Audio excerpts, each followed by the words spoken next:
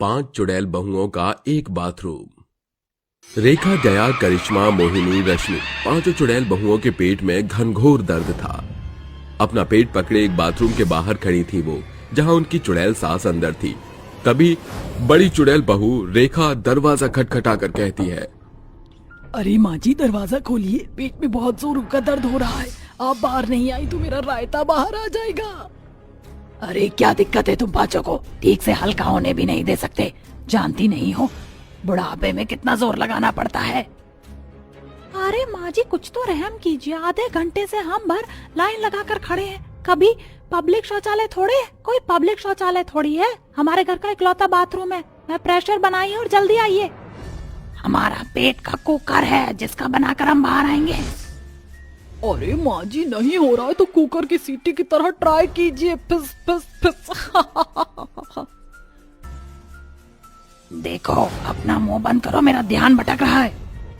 दीदी, मुझे लगता है माँ जी ऐसे बाहर नहीं आएंगे। उनका प्रेशर बनाने के लिए हमें ही कुछ करना होगा। चलिए गाना गाते हैं। झलक दिखला जा, एक बार आजा, जा जा जा जा, दीदार को तरसे माँ जी की अखियां, ना दिन गुजरे ना कटे हमारी रतियां। झलक दिखला जा, ओह झलक दिखला जा, एक बार आजा, जा जा जा जा। अरे बहू, तुम्हारे गाने से मेरा प्रेशर आ गया, चिंता मत करो, 2 मिनट में आती हूँ। शुक्र है हमारा प्लान काम कर गया। तभी चुड़ैल सास चंपा बाहर आ जाती है तो उसकी चुड़ैल बहू करिश्मा कहती है, अरे माँ जी, आपसे बाहर नहीं आया जा रहा था क्या? पता भी है हमारे पेट में कितनी कलबली मच रही है। हम भले ही चुड़ैल हैं, लेकिन परेशान तो हमें भी बनता है ना। तुमसे बातें करो, मैं तो अंदर से होकर आती हूँ। रेखा चुड़ैल बाथरूम में चली जाती है तो मोहिनी कहती है, माँ जी, कैसा घर बनवाया है आपने, जहाँ आपके पास बहुत बहुएं हैं, बैठे हैं, आप हैं और अब 5 बहुएं भी हैं। कम से कम अब तो एक बाथरूम बना दीजिए। एक ही में हम कब तक घुसे रहेंगे और बाहर लाइन लगाएंगे? ऐसे क्या पेड़ पर उगते हैं, या तुम सब दहेज में लेकर आई थी जो एक और बाथरूम बनवाने की बात कर रही हो? इस घर में एक ही बाथरूम रहेगा, इसी से काम चलाओ चुपचाप। तभी मोहिनी चुड़ैल रेखा का दरवाजा खटखटाती है और विस्फोटक जहरीला पाद मारती है। तभी चंपा और बाकी और बहुएं भी अपनी नाक पर हाथ रखकर कहती हैं, आय हाय नासपीटी, अरे क्या गाजर मूली खाकर बैठी थी जो इतना गंदा पाद मारा? बेहोश करने का इरादा है क्या? भूल गई क्या माँ जी, आप रात को आपने ही मूली के पराठे बनवाए थे। जी मोहिनी, तुमने तो जी खराब कर दिया। तेरा गंदा भी कौन पदोड़ता है? तभी चारों बहू एक एक करके पाद मारती हैं। तभी सास कहती है, हाय हाय, तुम्हारी सारी नासपीटी हो। दिवाली का बम्पर ऑफर चल रहा है क्या, जो एक एक करके अपने पर्सनली बम फोड़ रही हो? 2 सेकंड और रुकी तो मैं नरक लोक से धार जाऊंगी तुम 5 के पदोड़ों से। अरे रेखा दीदी, जल्दी से बाहर निकलिए ना, हमारा भी रहता है, कब तक संभाल कर रखे। अरे आ रही हूँ, रुको। तभी सास चली जाती है और रेखा बाहर आती है। फिर एक एक करके 5 चुड़ैल बहुएं उस बाथरूम का इस्तेमाल करती हैं। कुछ देर बाद पूरा परिवार चटपटा जायकेदार खाना खाता है, जिसके बाद सास के साथ 2 बहुओं को पेट में जलन हो जाती है। मोहिनी बहू पहले ही बाथरूम में जाकर घुस जाती है। तभी चुड़ैल सास अपना पेट पकड़े बाथरूम के पास पहुंचती है और दरवाजे को खटखटाती है। अरे मोरी मैया, कौन सी महारानी अंदर बैठी है रे? जल्दी निकलो, पेट में बुलबुले से उठ रहे हैं। नहीं निकली तो फिर पकौड़े निकलेंगे। अरे माँ जी, अभी तो मैं अंदर आई हूँ, थोड़ा रहम कीजिए मुझ पर। मैं भी नहीं निकल सकती, मेरे पेट में बहुत तूफान चल रहा है। उसका शांत होने का इंतजार कीजिए और अपने पकौड़े को संभालिए। अरे पागल हो रही है क्या? इस उम्र में मैं ये सब नहीं संभाल सकती, जल्दी निकल। माँ जी, अगर आपको इतनी जल्दी थी तो आपने 2 बाथरूम क्यों नहीं बनवाए? अब पता चल रहा है ना आपको कैसे रहना पड़ता है बाहर। अरे मुंह थोड़ा चला, बाहर निकल। क्या बात है, फिर से लाइन लगानी पड़ेगी क्या? कौन है माँ जी इसमें? तेरी जेठानी मोहिनी बैठी अंदर। अरे बहुत सुबह सुबह जैसे तुमने मेरे लिए गाना गाया था, इसके लिए गाओ। लेकिन माँ जी, वो प्रेशर वाला सॉन्ग जेठानी के साथ आप पर भी काम कर गया तो? अरे चुप चुप बोल और गाना चालू कर। मेरा दिल ये पुकारे, आजा मेरे गम के सहारे, आजा भीगा भीगा है समा। तभी पेट पकड़े राजू भूत मोहिनी का पति आता है। अरे क्या बात है, इतनी भीड़ क्यों है? कौन है अंदर? अरे खोलो दरवाजा, मेरे जूस निकलने को हो रहा है। जेठ जी थोड़ा सब्र कीजिए, लाइन में माँ जी और मैं भी लगे हैं। पहले हम जाएंगे, फिर आपकी चुड़ैल धर्मपत्नी श्री श्री मोहिनी जी उर्फ मेरी जेठानी जी टॉयलेट सीट पर विराजमान हैं। अरे हग्गू हग्गू कर रही है वो अंदर बैठकर, कोई रॉकेट लॉन्च नहीं कर रही जो इतनी आज्ञा से उसका नाम ले रही हो। अरे माँ, आपने गलती कर दी। एक घर में एक बाथरूम कौन बनाता है? अब तो इस घर में 10-12 भूत और चुड़ैल रहते हैं, कम से कम एक और बनवा लो। ना ना, हम नहीं बनाई। तो फिर आप भी प्रैक्टिस कर लीजिए अपना रायता संभालने की। तभी मोहिनी चुड़ैल बाहर आ जाती है और चुड़ैल सास बाथरूम में घुस जाती है। इस तरह उनका यह सिलसिला चलता रहता है। एक ही बाथरूम में सभी को नहाने भी जाना होता था और हल्का होने भी। कभी कभी पांचों भूत आपस में लड़ते तो कभी पांचों चुड़ैल बहुएं। अगली सुबह पांचों चुड़ैल बहुएं नहाने जाने के लिए बाथरूम के बाहर खड़ी थी। तभी वो आपस में लड़ते हुए कहती हैं, अरे जया जरा हाथ हटा, मुझे नहाने जाना है। पहले मैं आई हूँ, मैं नहाऊंगी। अरे आप दोनों को नहाने के बाद कोई काम नहीं करना, पहले मुझे नहाने दीजिए। ऐसे कैसे? मैं नहाऊंगी और मुझे ब्रश भी करना है। मैं 2 मिनट में नहा सकती हूँ, पहले मैं। अच्छा आप सब घुस जाओ और मैं नहीं नहाऊं। नहीं, अब तो पहले मैं ही नहाने जाऊंगी। अरे सबको नहाना है तो एक साथ घुसकर नहा लो। पहले के जमाने में पनघट पर भी तो ऐसे ही नहाते थे और तालाब पर भी तो एक ही बाथरूम में घुसकर नहा लो, जाओ। पर माँ जी ऐसे कैसे? जैसे होता है वैसे। टाइम ऐसे बर्बाद करना है तो लड़ लो और बचाना है तो एक साथ जाकर नहा लो। ठीक है, हम पांचों एक साथ जा रहे हैं नहाने। तभी अंदर जाकर पांचों चुड़ैल बहुएं लड़ने लगती हैं तो जया चुड़ैल कहती है, 1 मिनट, लड़ने से अच्छा है हम कुछ और कर लेते हैं। एक जना ब्रश कर लेगा, जब तक 2 जने और एक शावर से नहा लेगा और एक जना कल का होगा। हाँ, ये ठीक रहेगा। मुझे प्रेशर बन रहा है जेठानी जी, मैं हल्की होने जाती हूँ, आप सब नहा लीजिए। तभी पांचों चुड़ैल एक समय पर एक साथ एक बाथरूम को यूज कर लेती हैं और नहा धोकर आ जाती हैं। कुछ देर बाद चंपा चुड़ैल अपनी बहुओं की बात पड़ोसन से करती है तो चुड़ैल पड़ोसन नीलिमा कहती है, अरे तुम सब आपस में इतना लड़ रहे हो, लेकिन मजाल है एक भी बहू बेटे या सास ने अपना दिमाग चलाया हो। तुम सब इंसानों की तरह लड़ रहे हो। जब से चुड़ैल शक्तियों का इस्तेमाल करते हो तो ऐसा नहीं होता, बेवकूफ कहीं के। अरे यहाँ हमें तो याद आया ही नहीं। ये पांचों चुड़ैल भी ऐसे लड़ती हैं कि मेरा दिमाग भी नहीं चलता। चलो अच्छा है, नहीं मानती। आपने हमें इस बात का सुझाव दिया, बहुत बहुत शुक्रिया आपका। नीलिमा चुड़ैल चली जाती है, जिसके बाद पांचों चुड़ैल बहुएं अपनी शक्तियों से अपने लिए 5 बाथरूम बना लेती हैं और खुशी खुशी रहने लगती हैं। टॉयलेट में चुड़ैल का साया। आय हाय, छी छी छी, इन इंसानों ने भी मेरे इस टॉयलेट को कितना गंदा कर दिया है। मन तो करता है बंदर के जैसे मार मार कर इनका पिछवाड़ा लाल कर दूं। चुड़ैल ये बोल ही रही थी कि तभी एक आदमी एक लोटा लेकर उस टॉयलेट में गाना गाते हुए आ रहा था। आज से तेरा टॉयलेट मेरा हो गया, आज से मेरा घर तेरा हो गया। उसे देखकर चुड़ैल बोलती है, अच्छा तो एक मुर्गा और आ गया, इसको नहीं छोड़ूंगी। इन इंसानों ने मेरे इस टॉयलेट को बहुत ही ज्यादा गंदा कर रखा है। ये टॉयलेट सिर्फ और सिर्फ मेरा है। इनको मैं यहाँ पर पॉटी करने देती हूँ तो ये सोचते हैं कि ये इनके बाप का माल है। मुझे पता है ये मेरे टॉयलेट को सही से साफ करके नहीं जाएगा। अब मैं इस टॉयलेट के साथ साथ इसका भी सफाया कर दूंगी। इतना कहकर वो चुड़ैल गायब हो जाती है और तभी वो आदमी लोटा लेकर उस टॉयलेट के अंदर चला जाता है और पॉटी करने लगता है। पॉटी करने के बाद जब वो टॉयलेट के फ्लश को नहीं दबाता और सीधा दरवाजा खोलकर बाहर की तरफ जाने लगता है, जैसे वो आदमी टॉयलेट का दरवाजा खोलता है कि तभी उसे किसी के जोर जोर से हंसने की आवाज आती है। उस आवाज को सुनकर वो आदमी बहुत डर जाता है और डरते हुए बोलता है, कौन है रे? हमका इस तरह डराए रहा है, कौन है? तुम्हारी मौत तो का आवाज लगाए रही है, काहे कि तू यहाँ पर पॉटी करके जा रहा है, लेकिन तूने फ्लश को नहीं दबाया। यही खातिर तो का अब हम मौत के घाट उतार दे। इतना कहकर वो चुड़ैल उस आदमी के सामने भयंकर रूप में प्रकट हो जाती है और उसको अपनी भूतिया शक्ति से टॉयलेट के होल में खींच कर ले जाती है। उस आदमी का लोटा टॉयलेट के बाहर गिर जाता है और वो आदमी उस टॉयलेट के अंदर गिरकर मर जाता है। ये देखकर चुड़ैल हंसते हुए बोलती है, अब मैं यहाँ पर किसी नहीं छोड़ूंगी। इन लोगों ने मुझे बहुत ही ज्यादा दुखी कर दिया है। रात के समय जो भी इस टॉयलेट में शौच करने आएगा, मैं उसको इस टॉयलेट में जिंदा दफन कर दूंगी। इतना कहकर वो चुड़ैल अपने आप गायब हो जाती है और अगली सुबह उस आदमी की पत्नी रेखा हर जगह अपने पति को ढूंढती हुई रोते हुए सभी का दरवाजा खटखटाती है और बोलती है, भीमा भैया, आपने मेरे पति को कहीं देखा है क्या? वो रात से ही मुझे दिखाई नहीं दे रहे हैं। नहीं बहन, मैंने तुम्हारे पति को नहीं देखा। रेखा रोते हुए उस टॉयलेट के पास जा पहुंचती है जहां वो अपने पति का लोटा टॉयलेट के बाहर गिरा हुआ देखती है। वो ये देखकर रोते हुए बोलती है, हे भगवान, आखिर मेरे पति को इस चुड़ैल ने मार दिया।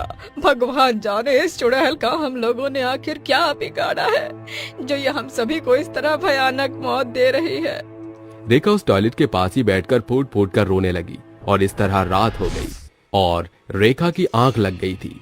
वहीं दूसरी तरफ वो चुड़ैल एक बार फिर हंसते हुए उस टॉयलेट के होल में से बाहर निकलती है और बोलती है, आज एक बार फिर मैं इस टॉयलेट में किसी न किसी इंसान को मार दूंगी। मैं अपनी मौत का बदला लेकर ही रहूंगी। चुड़ैल की आवाज सुनकर रेखा की आंखें खुल जाती हैं। वो टॉयलेट के अंदर जाने के लिए टॉयलेट का दरवाजा जैसे ही खोलती है, वैसे ही वो वहां खुद के सामने एक भयानक चुड़ैल को पाती है। वो उस चुड़ैल को देखकर रोते हुए कहती है, अच्छा, तो तू ही वो चुड़ैल है जिसने मेरे पति को मार डाला। तूने मेरे पति को मार दिया है। इस दुनिया में मेरे पति के अलावा कोई भी नहीं था। तूने तो वो भी मुझसे छीन लिया। तो मुझे क्यों जिंदा रखा है तूने? तुम मुझे भी मार दे। ठीक है, मैं तुझे तेरे पति के पास अवश्य पहुंचाऊंगी। मैं तेरी ये इच्छा जरूर पूरी करूंगी। इतना कहकर वो चुड़ैल एक बार फिर रेखा को हवा में उड़ा देती है और टॉयलेट के होल में खींचकर ले जाती है। इस तरह अब रेखा भी अपने पति के जैसे मर जाती है। गांव में अब धीरे धीरे लोग कम होते जा रहे थे। दिन में अगर कोई उसे टॉयलेट में टॉयलेट करने आता तो उसे कुछ नहीं होता, लेकिन रात के समय अगर कोई टॉयलेट करने के लिए जाता तो वो चुड़ैल उसे जिंदा नहीं छोड़ती। इसलिए रात के समय लोगों ने टॉयलेट जाना ही बंद कर दिया। लेकिन कहते हैं ना, जरूरत पड़ने पर गधे को भी बाप बनाना पड़ता है। ठीक उसी तरह रात के समय अगर किसी को इमरजेंसी होती तो वो उसी टॉयलेट में जाया करता, क्योंकि उस गांव में एक ही टॉयलेट था। धीरे धीरे अब गांव में लोगों की संख्या कम होने लगी। ये देखकर गांव का मुखिया अपने गांव वालों से बोलता है, हमारे गांव में अब धीरे धीरे लोग कम होते जा रहे हैं। इस चुड़ैल ने तो अब बहुत ही ज्यादा आतंक फैला दिया है। इस चुड़ैल का राज हमें पता लगाना ही होगा। हमें इस चुड़ैल से एक बार बात करनी ही होगी। परंतु मुखिया जी, हम इस चुड़ैल से बात कैसे करेंगे? मैंने तो सुना है रात के समय कोई भी उस टॉयलेट के पास भटकता है तो वो चुड़ैल उसे टॉयलेट के अंदर घसीट कर ले जाती है और उसे मार देती है। लेकिन अगर हमने अपनी मौत का खौफ उस चुड़ैल के सामने दिखाया तो वो चुड़ैल एक ना एक दिन हमारे पूरे गांव को खाली कर देगी। उस चुड़ैल के साए से हमें मुक्ति पानी ही होगी। सभी गांव वाले मुखिया की बात से सहमत होते हैं और मुखिया के साथ रात के समय उस टॉयलेट के पास चले जाते हैं, जहां मुखिया लोटा लेकर उस टॉयलेट को एक बार फिर खोलता है। और जैसे ही मुखिया टॉयलेट का दरवाजा खोलता है कि तभी उसके सामने एक भयानक खौफनाक चुड़ैल आ जाती है। वो चुड़ैल मुखिया से बोलती है, आज मुखिया तू भी मेरे पास आ जा। तू क्या यहाँ जो भी तेरे पीछे पीछे है पूरा गांव आया है, उन सभी को अपने साथ बुला ले। चुड़ैल की ये बात सुनकर मुखिया हक्का बक्का रह जाता है और वो सोचता है, अरे इस चुड़ैल को कैसे पता चला कि मैं पूरे गांव वालों के साथ यहाँ पर आया हूँ? मुखिया, मुझे तो ये बात भी पता है कि तू इन सभी गांव वालों के साथ मेरा राज पता करने आया है। तू मुझसे मेरा सच पूछेगा? अरे ये मेरे मन की बात कैसे सुन ले रही है? मुखिया, मैं एक शक्तिशाली चुड़ैल हूँ। मैं तेरे मन की क्या, मैं इस पूरे गांव के दिमाग में क्या चल रहा है वो भी बता सकती हूँ। तुझे क्या लगा तू यहाँ पर अनजान बनकर आएगा और मैं तुझे नहीं पहचानूंगी? तुझे मेरा सच जानना है ना, तो सुन। कुछ साल पहले की बात है, मैं इसी गांव में रहती थी। मेरा नाम रागिनी था और मैं एक टॉयलेट साफ करने वाली महिला थी। सभी लोग मुझसे घिन किया करते थे क्योंकि मैं एक टॉयलेट साफ करने वाली महिला थी। मैं दिन भर काम करके इधर से उधर भटकती और जब रात के समय अपने घर आती तब मुझे ये गांव वाले बोलते, छी छी छी, देखो तो कितनी गंदी महिला आ गई है। ये तो लोगों की पॉटी साफ करती है। छी, इसके हाथ से तो कुछ खाना पीना भी दुश्वार है। पता नहीं ये खुद के हाथ से खाना कैसे खा लेती है। भैया यहाँ पर कोई काम बड़ा या छोटा नहीं होता, काम तो काम होता है। अगर आप कोई काम करते हैं और अगर आपको कोई इस तरह बोलेगा तो आप क्या करेंगे? उसकी बातों का जवाब वो नहीं देता और इस तरह रागिनी वहाँ से चली जाती है। उस आदमी को अपनी इंसल्ट फील होती है और रात के समय वो आदमी रागिनी के घर में आता है और तकिए से उसका मुंह दबा देता है। सांस न लेने की वजह से रागिनी अब अपना दम तोड़ देती है। उसको मरा हुआ देख वो आदमी उसे उठाकर उस टॉयलेट में ले जाता है और उसे टॉयलेट में गाड़ देता है। तब से ये टॉयलेट मेरा घर बन चुका है। दिन के समय तो मैं किसी को कुछ नहीं करती, लेकिन रात के समय इधर जो भी गंद मचा कर जाता है मैं उसे मार देती हूँ। मैं मानता हूँ कि तेरे साथ बहुत ही ज्यादा गलत हुआ है, लेकिन तू यहाँ पर किसी को इस तरह नहीं मार सकती। चल ठीक है, मैं यहाँ से चली जाऊंगी, लेकिन मेरी एक शर्त है। क्या तुझे मंजूर है? मुझे तुम्हारी एक नहीं बल्कि 2 शर्त मंजूर है, क्योंकि मैं अपने गांव वालों को बचाने के लिए कुछ भी कर सकता हूँ, इसलिए मैं तुम्हारी सारी शर्तों को भी पूरा कर सकता हूँ। मैं तभी जाऊंगी जब तुम सभी गांव वाले शौचालय को साफ रखोगे। जिस दिन मुझे ये शौचालय गंदा दिखा उस दिन मैं यहाँ पर आकर एक बार फिर मौत का तांडव मचा दूंगी। चुड़ैल ये बोल ही रही थी कि तभी सभी गांव वाले वहां आ जाते हैं और मुखिया के साथ साथ गांव वाले भी चुड़ैल की बात से सहमत हो जाते हैं, जिसके बाद सभी गांव वाले अब उस टॉयलेट को एकदम साफ सुथरा रखने लगते हैं और खुशी से एक साथ रहने लगते हैं। इस तरह अब उस गांव में रात के समय ना तो किसी की मौत हुई और ना ही वो चुड़ैल किसी को नजर आई। जंगली चुड़ैल का खौफ। मानसरोवर जंगल में 3 दोस्त जैक, युग और योगेश तीनों ही उस जंगल में कैंपिंग के लिए जा रहे थे। तभी उस जंगल के अंदर एक बोर्ड पर लिखा था, अंदर जाना खतरे से खाली नहीं है। ये देख जैक बोलता है, अरे योग और योगेश भाई, बोर्ड पर लिखा है अंदर जाना खतरे से खाली नहीं, हम लोग अंदर क्यों जा रहे हैं? हम लोग अपनी कैंपिंग यहाँ भी तो कर सकते हैं ना। अरे यार तुम कितने डरपोक हो, थोड़ा निडर हो जाओ। इतना कहकर वो तीनों दोस्त जंगल में आगे की तरफ निकल पड़ते हैं। वो जंगल में धीरे धीरे आगे बढ़ते रहते हैं कि तभी उन्हें एक बरगद के पेड़ के ऊपर लिखा दिखाई देता है, रोशनी को बुलाना मना है। दोस्तों देखो इस पेड़ पर क्या लिखा है, रोशनी को बुलाना मना है। दोस्तों प्लीज यहाँ से घर चलो, मुझे बहुत डर लग रहा है। शट अप, तुम सच में बहुत ही ज्यादा डरपोक हो। देखो मैं रोशनी का नाम लूंगा और उसको यहाँ पर बुला लूंगा, मुझे कुछ नहीं होगा, ये मैं तुम दोनों से वादा कर रहा हूँ। इतना कहकर योगेश रोशनी का नाम लेते हुए गाना गाने लगता है। रोशनी रोशनी एक बार आजा आजा आजा, दीदार को तरसे अखियां, न दिन गुजरे न कटे रतियां, एक बार आजा आजा आजा। ये गाना सुनकर उस जंगल में अब तेज तेज हवाएं चलने लगी और अचानक ही वहाँ पर एक काला साया घुटनों के बल दौड़ते हुए आता है और अचानक ही योगेश के अंदर प्रवेश कर जाता है। योगेश को एक झटका लगता है और वह अपनी गर्दन झुकाए शांत खड़े हो जाता है। उसको देख युग और जैक योगेश को आवाज लगाते हैं, योगेश योगेश तुम ठीक हो? अभी जो हम लोगों के सामने एक साया आया था, क्या तुमने उसे देखा? तुम्हें उसके साए से क्या मतलब है? उसकी आवाज सुनकर वो दोनों अब बहुत डर जाते हैं। डर के मारे उनके पैर कांपने लगते हैं। वो दोनों अब धीरे धीरे अपने पैरों को पीछे की ओर खींचने लगते हैं कि तभी अचानक योगेश पीछे घूम जाता है और उन दोनों को अपने दोनों हाथ लंबे करके गर्दन से पकड़ उन्हें हवा में लटका देता है और दूर जाकर फेंक देता है। इस तरह जैक और युग के सर में चोट लगने से मौत हो जाती है।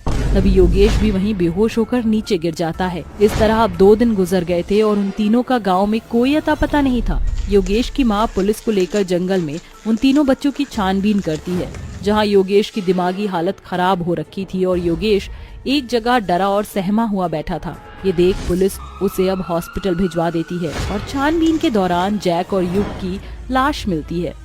आखिर 2 दिन पहले उन लोगों के साथ क्या हुआ था ये किसी को नहीं पता था और ये सच पता लगाने के लिए पुलिस योगेश के पास जाती है और उससे पूछताछ करती है। योगेश उस रात क्या हुआ था और तुम इस तरह एक किनारे क्यों बैठे हुए हो? योगेश पुलिस की बातों का जवाब नहीं देता और डॉक्टर पुलिस के पास आकर कहता है, इंस्पेक्टर प्लीज आप यहाँ से चले जाइए, क्योंकि अभी योगेश की हालत बिल्कुल भी ठीक नहीं है। जब वो थोड़ा बहुत ठीक होगा तब आप खुद ब खुद यहाँ पर आ जाइए, हम आपको नहीं रोकेंगे। डॉक्टर की बात मानकर पुलिस वहां से चले जाती है और इस तरह डॉक्टर अब योगेश का इलाज करने लगती है, लेकिन योगेश की हालत में कोई भी सुधार नहीं आता। योगेश की माँ लीलावती योगेश के पास बैठकर फूट फूट कर रो रही थी और रोते हुए अपनी किस्मत को कोस रही थी। हे भगवान, पता नहीं मेरी किस्मत में क्या लिखा है। एक तो पति ऐसा मिल गया, उसने मेरा साथ नहीं दिया, और एक मेरा बेटा, तूने उसे भी दिमागी हालत से खराब कर दिया। लीलावती रोते रोते वहीं सो जाती है और इस तरह अब रात के 2 बज जाते हैं कि तभी योगेश के हाथ और पैर दोनों ही अब उल्टे हो जाते हैं और अचानक योगेश की आंखें खुल जाती हैं। उसकी आंखें खून के जैसे लाल हो रखी थी और वह अजीबोगरीब आवाज निकालने लगता है। वह अपनी आवाज से अपने साइड में रखे हुए टेबल के ड्रॉअर को कभी बंद करता तो कभी खोलता। ये देखकर लीलावती की आंखें खुल जाती हैं और वह इतना भयानक मंजर देख डॉक्टर को आवाज लगाती है। डॉक्टर, डॉक्टर, यहाँ आइए, देखिए मेरे योगेश को क्या हो गया। उसकी आवाज सुनकर डॉक्टर वहाँ आता है और योगेश की ऐसी हालत में देख वो नर्स से बोलता है, nurse, give me fast sleeping injection. Nurse उसको इंजेक्शन देती है और जैसे ही डॉक्टर वो इंजेक्शन योगेश को लगाने जा रहा था कि तभी योगेश डॉक्टर का हाथ पकड़ लेता है और भयानक आवाज में बोलता है, तू मुझे इंजेक्शन लगाएगा? इस इंजेक्शन से तू योगेश को तो सुला सकता है, लेकिन इसके अंदर की आत्मा को नहीं। ये सुनकर डॉक्टर के हाथों से इंजेक्शन नीचे गिर जाता है और वो डर के मारे पीछे की तरफ हट जाता है। अब योगेश की इस भयानक हरकतों को देख वहाँ लोगों की भीड़ इकट्ठा हो गई थी। डॉक्टर उस भीड़ के पीछे खड़ा हो गया था और योगेश हवा में उड़कर जोर जोर से हंसने लगा। उसकी इतनी भयानक हंसी देख लीलावती उससे बोलती है, आखिर तुम कौन हो जो मेरे बेटे के शरीर में आ रखी हो? आखिर मेरे बेटे ने तुम्हारा क्या बिगाड़ा है जो तुम मेरे बेटे के साथ ऐसा व्यवहार कर रही हो? तेरे बेटे ने मुझे खुद आमंत्रित किया है। उसने अपने शरीर में मुझे रहने का खुद आमंत्रण दिया है। मैं इतनी आसानी से योगेश के शरीर को छोड़कर नहीं जाऊंगी। आखिर क्यों? मेरा बेटा तुझे नहीं जानता। नहीं जानता मुझे, उससे मतलब नहीं है। उसने मुझे आमंत्रित किया। मैं इस जंगल की खौफनाक चुड़ैल हूँ और इसने मुझे बुलाने की हिम्मत करी है। इसने मेरे लिए गाना गाया था, मैं इसको कैसे छोड़ दूँ? इसने तुम्हारे लिए गाना गाया तो क्या तुम इसको अपने शिकंजे में ले लोगी? हाँ बिल्कुल, मैं इसको अपने शिकंजे में ले लूंगी और इसको अपने से कभी भी अलग नहीं करूंगी। मुझे किसी ने भी आज तक इतने प्यार से आवाज नहीं लगाई, प्यार से नहीं बुलाया। अब जब इसने बुलाया है तो मैं इसको वैसे कैसे छोड़ दूं? एक तरफ तो लीलावती और योगेश के अंदर की आत्मा आपस में बात कर रही थी, तो वहीं दूसरी तरफ डॉक्टर हॉस्पिटल के मंदिर में जाता है और भगवान की मूर्ति के गले में से रुद्राक्ष की माला निकालकर हाथ में गंगा जल लेकर योगेश के कमरे में आता है और रुद्राक्ष की माला योगेश के गले में डाल देता है। इस तरह चुड़ैल योगेश के शरीर को छोड़कर बाहर की तरफ निकल जाती है और उससे बोलती है, तेरी इतनी हिम्मत कि तूने मुझे इससे अलग करने की कोशिश करी, अब तू नहीं बचेगा। तू मेरा कुछ भी नहीं कर सकती, क्योंकि अब जो मैं तेरे साथ करने वाला हूँ तूने उसके बारे में सपने में भी नहीं सोचा होगा। इसका मतलब तू मुझसे डर नहीं रहा। कोई बात नहीं, अब जो मैं तेरे साथ करूंगी उससे तू जरूर डरेगा। चुड़ैल उसको कुछ करे इससे पहले डॉक्टर उस चुड़ैल के ऊपर गंगा जल छिड़क देता है। इस तरह चुड़ैल जलने लगती है और जाते जाते वो सभी को धमकी देते हुए जाती है, तुम लोगों ने मुझे धोखे से मारा, आज मैं जलकर मर रही हूँ, लेकिन मैं तुम लोगों से वादा करती हूँ मैं अपनी मौत का बदला लेने जरूर आऊंगी, और जिस दिन मैं यहाँ आई तो इस योगेश के साथ साथ तुम सभी का सर्वनाश कर दूंगी। इतना कहकर चुड़ैल जलकर वहीं भस्म हो जाती है और इस तरह योगेश को उस चुड़ैल से मुक्ति मिल जाती है, जिसके बाद योगेश अपनी माँ के साथ वो गांव छोड़कर शहर में शांति से जीने लगता है। 3 सिर वाली भूतिया बेटी। साहिल एक रेस्टोरेंट का स्टाफ मेंबर था। उसकी लेट शिफ्ट रात के 2 बजे खत्म हो चुकी थी। वो घर जाने के लिए निकल जाता है। रास्ते में तभी एक खंभे पर बैठी चुड़ैल उसे देखकर कहती है, आखिर मुझे इसका शरीर मिल गया। अब मैं इसके शरीर पर कब्जा करके बहुत मजे करूंगी। ये बोलते ही चुड़ैल उसके शरीर में घुसने की कोशिश करती है, लेकिन ऐसा कुछ नहीं कर पाती। तो कहती है, ये क्या, आखिर मैं इसके शरीर पर कब्जा क्यों नहीं कर पा रही? कोई बात नहीं, ये ना सही तो इसके घर में किसी और के शरीर में रहूंगी, लेकिन रहूंगी जरूर। ये बोलकर चुड़ैल साहिल का पीछा करते हुए उसके घर में आ जाती है। तभी उसकी 15 साल की बहन रश्मि सो रही थी। उसे सोता देख चुड़ैल उसी वक्त उसके शरीर में अचानक से कब्जा कर लेती है, जिसके बाद रश्मि छटपटाकर बैठ जाती है और लाल आंखों के साथ चिल्लाने लगती है। नहीं छोड़ूंगी, किसी को भी नहीं छोड़ूंगी, मार डालूंगी सबको। ऐसा कहकर वो घर में उथल पुथल मचाने लगती है और सारे सामान को तोड़ने लगती है। ये देखकर साहिल और उसके माता पिता डर जाते हैं और कहते हैं, अरे राम, ये मेरी फूल सी बच्ची को क्या हो गया? बेटा, ये क्या कर रही है तू? रुक जा, मत कर ऐसा। हाँ बेटा, अचानक से ये तोड़ फोड़ क्यों कर रही है? मार डालूंगी, तुम सबको मार डालूंगी, खा जाऊंगी एक एक को। रश्मि, तू ये क्या बोली जा रही है? क्या हो गया तुझे अचानक से? देख, मैं हूँ तेरा भाई। कौन है तू? कोई भाई भाई नहीं है मेरा। अच्छा हुआ आज मुझे ये शरीर मिल गया, अब मैं इसी के शरीर में कब्जा करके देखो क्या क्या करती हूँ। ये कहते ही वो अचानक से बेहोश होकर गिर जाती है। तभी रोते हुए कमला कहती है, कब्जा? साहिल के पापा, ये रश्मि को क्या हो गया? मुझे तो लगता है कि किसी काली चुड़ैल ने मेरी बेटी के शरीर पर कब्जा कर लिया है। अब क्या होगा? अरे तुम खामखा सोच रही हो, ऐसा कुछ भी नहीं होता। अरे आपने सुना नहीं, उसने कहा था कि उसने मेरी बेटी के शरीर पर कब्जा कर लिया है। माँ, बेहतर होगा अभी हम रश्मि के बारे में सोचें। ये बोलते ही साहिल उसे बेड पर सुला देता। आखिर ये चुड़ैल कौन थी और उसके शरीर में घुसकर क्या हासिल करना चाहती थी? क्या रश्मि पहले जैसी ठीक हो पाएगी? जानने के लिए कहानी में आगे बढ़ते हैं। 2 हफ्ते बाद रश्मि अजीब सा बर्ताव करने लगी थी। कभी अकेली बैठकर हंसती तो कभी डरी सहमी रहती। ऐसे ही एक दिन आइसक्रीम वाला आता है, जिसे देखकर रश्मि आइसक्रीम खाने की जिद करती है। तभी उसकी माँ कहती है, नहीं रश्मि, तुम आइसक्रीम नहीं खा सकती, अभी तुम्हारी तबीयत ठीक नहीं है। भूल गई, तुम्हें जुकाम है। तुझे एक बार की मेरी बात समझ नहीं आती? मुझे आइसक्रीम खानी है, जा मुझे ला कर दे। नहीं, मैं तुझे खाने नहीं दूंगी। और ये तू अपनी माँ से कैसे बात कर रही है? लगता है तू ऐसे नहीं मानेगी। ये बोलते ही वो चुड़ैल कमला को बाल पकड़कर पटकने लगती है और गुस्से में उस आइसक्रीम वाले को मारकर आइसक्रीम खा जाती है। कुछ देर बाद वो बाहर के लोगों को भी परेशान करके उनके घर में भी तोड़ फोड़ करने लगती है। फिर अचानक से शांत होकर चली जाती है। तभी उसकी माँ उसे खाना खाने के लिए कहती है, रश्मि बेटा, खाना खा ले। जैसे ही कमला रश्मि को कहती है तो वहाँ उसे बहुत घिनौना नजारा देखने को मिलता है। वो ये कि उसकी बेटी रश्मि किसी इंसान के हाथ को कच्चा चबाकर खा रही थी। साथ ही उसके 3 सिर हो गए थे। ये देखकर वो चिल्लाती है, रश्मि, रश्मि बेटा, ये क्या किया तूने? और तेरे 3 सर कैसे हो गए? हे भगवान, अब क्या होगा मेरी बच्ची का? चली जा, मेरी नजरों के सामने से चली जा, वरना मैं तेरा भी यही हाल करूंगी। ये सुनकर कमला बहुत डर जाती है और वहाँ से चली जाती है। कभी कभी चुड़ैल उसके शरीर से निकल जाती थी तो रश्मि शांत रहा करती थी, लेकिन चुड़ैल के कब्जा करने पर वो लोगों को नुकसान पहुंचाने लगती है, जिद करने लगती है और उन्हें मार भी दिया करती थी। कमला के घर में डर का माहौल छा जाता है। तभी धीरे धीरे कमला अपने पति सूरज से कहती है, अजी सुनिए, अब मुझे बहुत डर लगने लगा है। हमें अपनी बच्ची को कहीं दिखाना चाहिए। ये चुड़ैल पूरी तरह से हमारी बेटी पर कब्जा करके बैठी है। कहीं मेरी बच्ची को कुछ हो गया तो?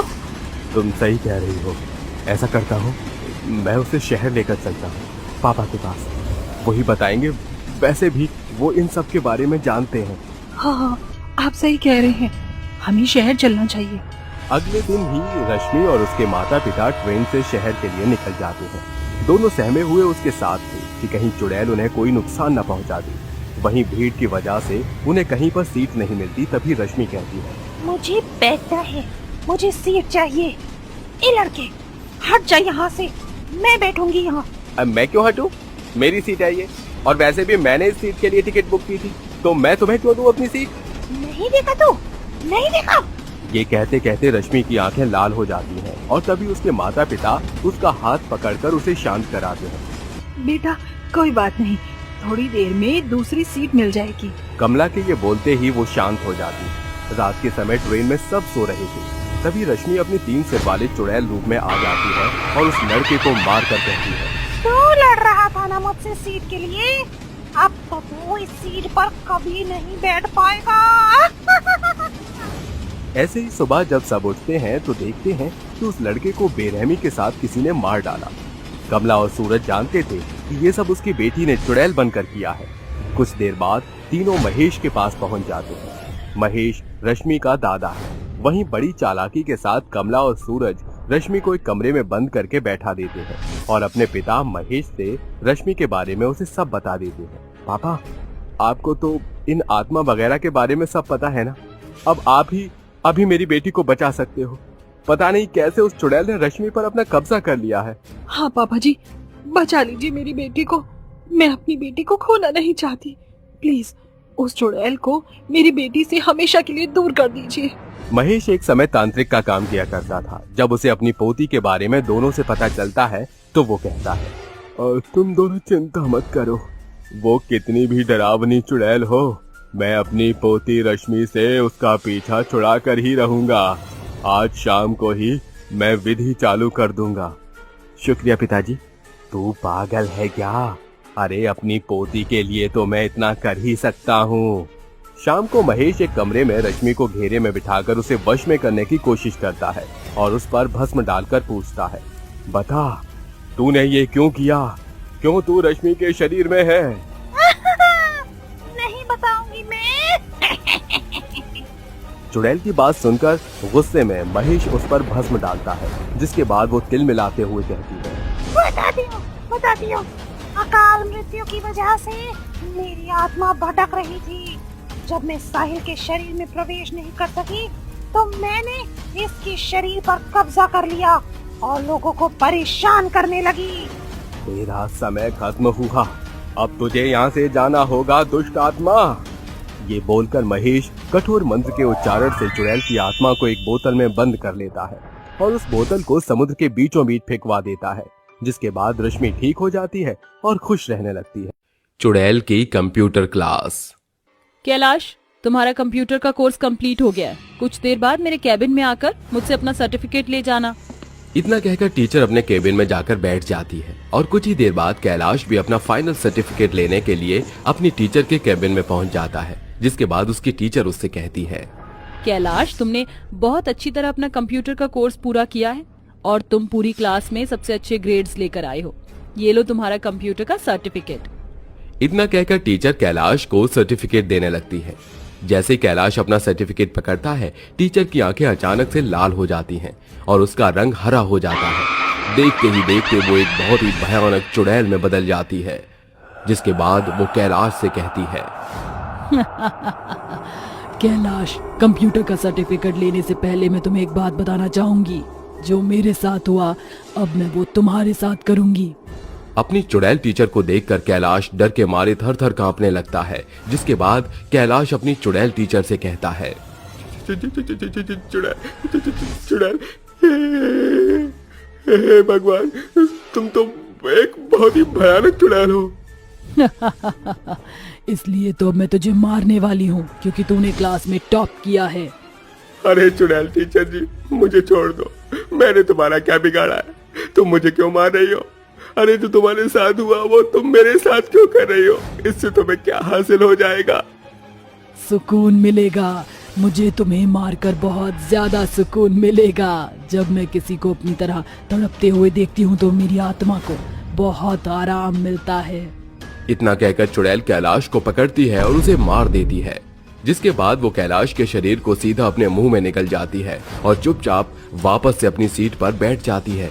जिसके बाद वो दोबारा से अपने टीचर वाले रूप में आ जाती है और खुद से ही बातें करने लगती है।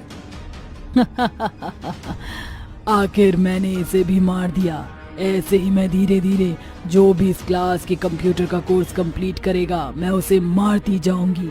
आखिर मेरे साथ भी तो ऐसा ही हुआ था, मुझे भी बेरहमी से मारा गया था।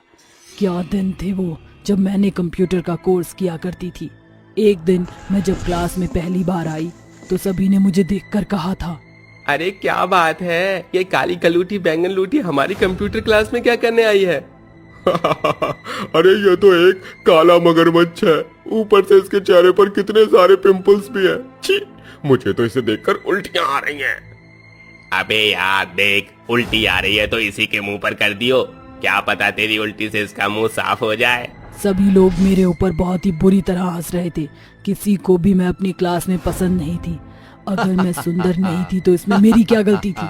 और ये तो कुछ भी नहीं था। सबसे ज्यादा बुरा तो मेरे साथ तब हुआ जब मुझे सर्टिफिकेट मिलने वाला था। सभी बच्चे थोड़ा ध्यान से सुनना। इस क्लास का हर एक बच्चा कंप्यूटर के कोर्स में पास है, लेकिन जिसने पूरी क्लास में टॉप किया है उसका नाम है मोहिनी। मोहिनी, तुम पूरी कक्षा में सबसे अच्छे नंबर लेकर आई हो, इसलिए तुम्हें फर्स्ट पोजीशन दी जाती है। अपने बारे में यह सुनकर मुझे बहुत खुशी हुई थी, जिसके बाद मेरी आंखों में आंसू भरे हुए थे और मैं अपने सर्टिफिकेट लेने के लिए अपने टीचर की तरफ बढ़ रही थी। लेकिन मेरी खुशी मेरी क्लास के बच्चों से देखी नहीं गई, जिसके बाद उन्होंने आपस में प्लान बनाया। अबे यार, ये कैसे हो सकता है? ये भद्दी सी लड़की हम सबको पीछे छोड़कर कैसे जा सकती है? अगर इसको सर्टिफिकेट मिल रहा है तो हमें चुल्लू भर पानी में डूबकर मर जाना चाहिए। मेरे पास एक आइडिया है, अगर ये मर गई तो इसका फर्स्ट प्राइज किसी और को मिल जाएगा। जैसे ही टीचर इसको सर्टिफिकेट देंगे उसके बाद ये हम सभी को भाषण देने के लिए माइक के पास जरूर जाएगी। मैं उसी वक्त माइक में करंट की वायर अटैच कर दूंगा, जिसके बाद इसे एक जोरदार झटका लगेगा और वो मर जाएगी। क्या प्लान बनाया है भाई तूने? चल अब इस मोहिनी की बच्ची का काम तमाम करते हैं।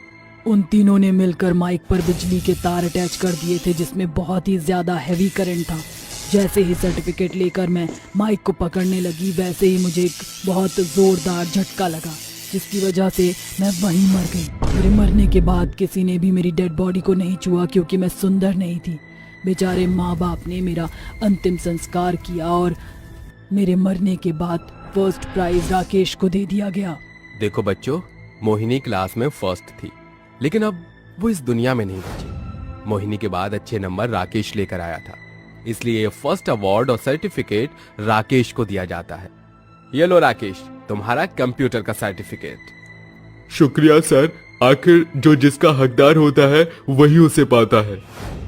मरने के बाद मैं चुड़ैल बन चुकी थी, जिसके बाद ये सब क्लास की खिड़की से झांक कर देख रही थी। मैं कंप्यूटर सीखकर बहुत कुछ करना चाहती थी, अपने गरीब परिवार को अच्छी जिंदगी देना चाहती थी, और जो बच्चे गरीब थे उन्हें फ्री में कंप्यूटर सिखाना चाहती थी। लेकिन मेरे साथ साथ मेरे सभी सपने भी मर गए। लेकिन अब और नहीं, मैं किसी को नहीं छोड़ूंगी। अब जो भी कंप्यूटर में अच्छे नंबर लेकर आएगा मैं उन सबको मार दूंगी। अगला नंबर ब्रिजेश का है। इतना सोचकर चुड़ैल वहां से उठती है और बाहर जाकर ब्रजेश नाम के स्टूडेंट को अपने केबिन में बुलाती है, जिसके बाद वो कैलाश की तरह उसे भी मार देती है। ऐसे ही जो भी अच्छे नंबर लेकर आता चुड़ैल उसे मार देती है। धीरे धीरे गांव के बच्चों की संख्या कम होने लगती है, जिसकी वजह किसी को पता नहीं होती। कई दिनों से मेरा ब्रिजेश गायब है। कुछ समझ में नहीं आ रहा, मेरा बेटा आखिर गया तो गया कहाँ? मेरा बेटा कैलाश तो तुम्हारे बेटे से पहले से ही गायब है। पुलिस कंप्लेन लिखवा दी थी, लेकिन मेरे बेटे का कोई अता पता नहीं। पता नहीं धरती खा गई या आसमान निकल गया। आखिर हमारे बच्चे कहाँ गायब हो रहे हैं? जब से इस गांव के बच्चों ने कंप्यूटर क्लास में जाना शुरू किया है, तब से ही बच्चे धीरे धीरे गायब होते जा रहे हैं। मुझे तो उस टीचर पर ही कुछ शक होता है। शिल्पा की बातें सुनने के बाद गांव की सभी औरतें उसकी बातों के ऊपर विश्वास करने लगती हैं, जिसके बाद एक रोज गांव की सभी औरतें इकट्ठा होकर टीचर से मिलने के लिए जाती हैं।